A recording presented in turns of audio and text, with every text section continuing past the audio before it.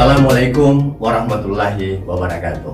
Salam, Om Swastiastu, Namo Buddhaya, salam kebajikan. Saya Salam Pede Marinu, peserta PKP Angkatan Kedua 2021. Utusan dari Kementerian Agama Kabupaten Toli-Toli, Balai Diklat Keagamaan Manado. Selama beberapa menit ke depan, saya akan mempresentasikan materi tentang pengertian komunikasi asertif. Berkomunikasi dengan orang lain tidak selamanya akan berjalan dengan lancar, karena tidak jarang menuai hambatan-hambatan komunikasi. Selain itu, komunikasi dilancarkan dalam berbagai konteks komunikasi, seperti komunikasi antar pribadi atau komunikasi organisasi, juga tidak selamanya dapat memuaskan semua pihak. Hal ini dikarenakan tidak semua orang dapat berkomunikasi secara terbuka dan tegas dalam mengungkapkan perasaan, pikiran, serta sikapnya dengan tetap menghargai hak masing-masing. Oleh karena itu, diperlukan suatu keterampilan berkomunikasi agar tercipta hubungan yang baik antara peserta komunikasi. Sebelum memasuki materi inti kali ini, yakni presentasi tentang pengertian komunikasi asertif, terlebih dahulu kita memahami apa itu komunikasi dan apa itu asertif. Komunikasi merupakan proses menyampaikan informasi, baik berupa pesan, ide, dan gagasan dari suatu pihak kepada pihak lain.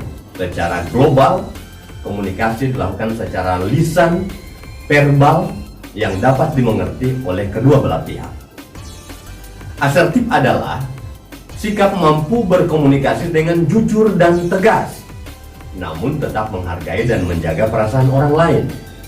Suatu kemampuan untuk mengkomunikasikan apa yang diinginkan dan dipikirkan kepada orang lain, namun tetap menjaga, menghargai perasaan pihak lain. Itu menurut Glaserio.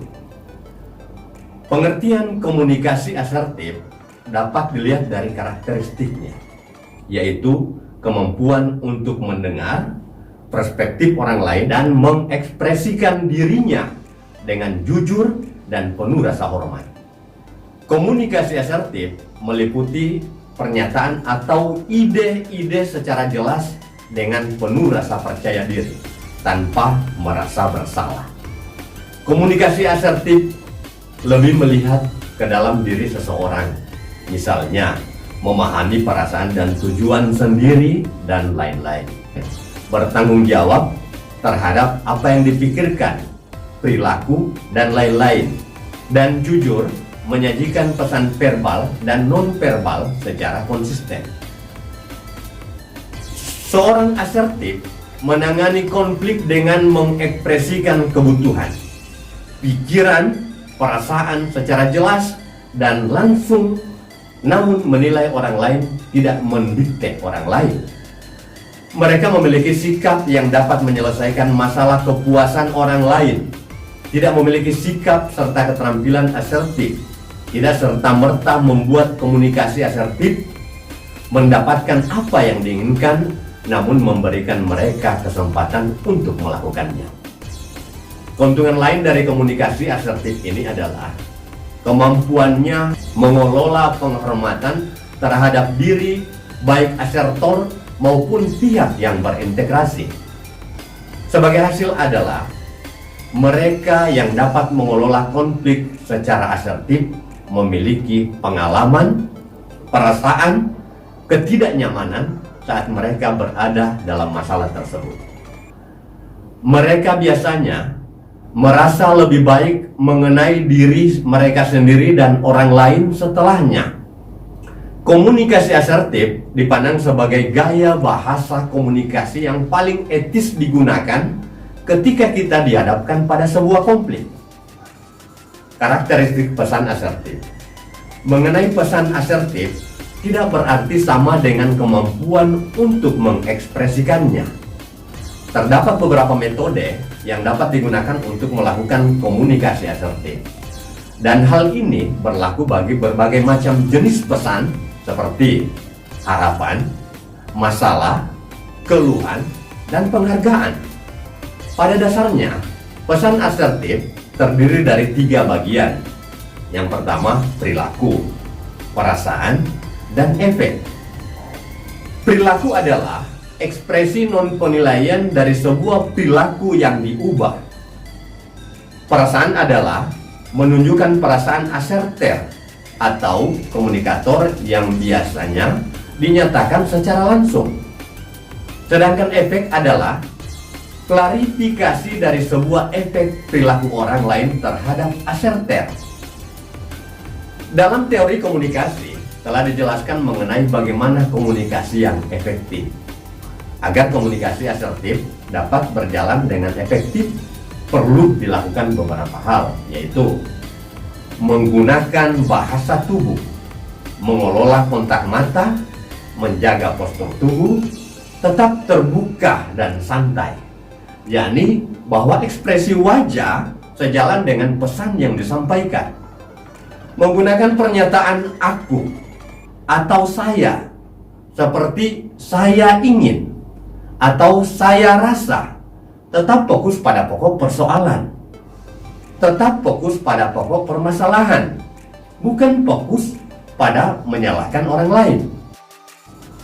Menggunakan fakta-fakta, bukan menilai saat berkomunikasi. Mengekspresikan kepemilikan pemikiran, perasaan, dan pendapat. Memberikan penjelasan permintaan secara langsung. Jangan menggunakan orang lain untuk berkata tidak. Melakukan pengulangan mengenai apa yang menjadi maksud asertor. Tujuannya adalah membawa orang lain kembali pada fokus dialog, broken tackle. Menghadiri, memberikan respon definitif secara personal atau poking. Poking menunjukkan pada kemampuan seseorang asertif dalam menolak serangan yang dilakukan oleh orang lain. Berhenti berbicara mengenai suatu masalah. Hal ini digunakan ketika seseorang tidak mendengarkan atau tidak menggunakan distraksi untuk menghindari isu atau permasalahan yang sedang dibicarakan. Membiarkan orang lain menenangkan diri sebelum mendiskusikan suatu isu atau permasalahan lebih lanjut. Melakukan identifikasi mengenai suatu isu yang nyata ketika argumen yang diberikan secara aktual merupakan suatu yang lebih besar daripada topik yang dibicarakan. Waktu yang tepat untuk permasalahan membuat orang memastikan bahwa asertor memahami orang lain atau orang yang tidak berintegrasi. Untuk menghindari distraksi, sangatlah penting menjelaskan apa yang ingin dilakukan. Demikian paparan materi ini. Tetap sehat, sukses, jangan lupa tersenyum bahagia. Wassalamualaikum warahmatullahi wabarakatuh.